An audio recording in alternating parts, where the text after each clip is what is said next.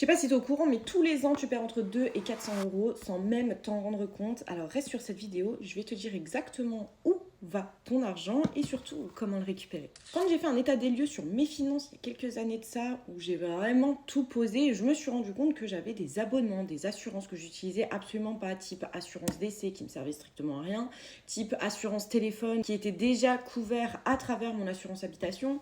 Bref, j'avais beaucoup d'abonnements et d'assurances qui me servaient strictement à rien. Et en finalité, par an, je perdais une soixantaine d'euros. Ensuite, il y avait les abonnements type Netflix, Spotify, Prime Video, etc. En fait, j'avais tout, mais je regardais pas forcément tout. Donc, j'ai décidé de couper ce que je n'écoutais pas ou ce que je n'utilisais pas en tout cas. Et j'ai récupéré à peu près 30 à 40 euros. Ensuite, j'ai décidé de négocier avec ma banque parce que je payais des frais exorbitants allant jusqu'à 20 euros par mois juste pour des frais bancaires avec la carte, enfin les frais de gestion de compte quoi.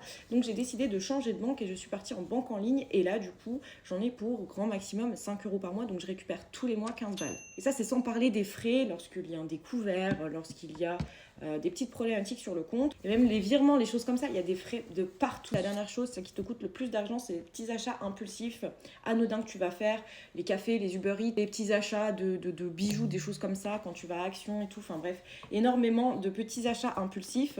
Donc moi, là, j'ai récupéré, en travaillant dessus, plus d'une centaine d'euros par mois. Donc tu te rends bien compte que quand tu fais le calcul sur un an, on arrive aux alentours de 1000, 2000, voire même 3, 4000 euros. Parfois, mes clientes, lorsqu'on fait le calcul, on est à 4800, 5000 euros.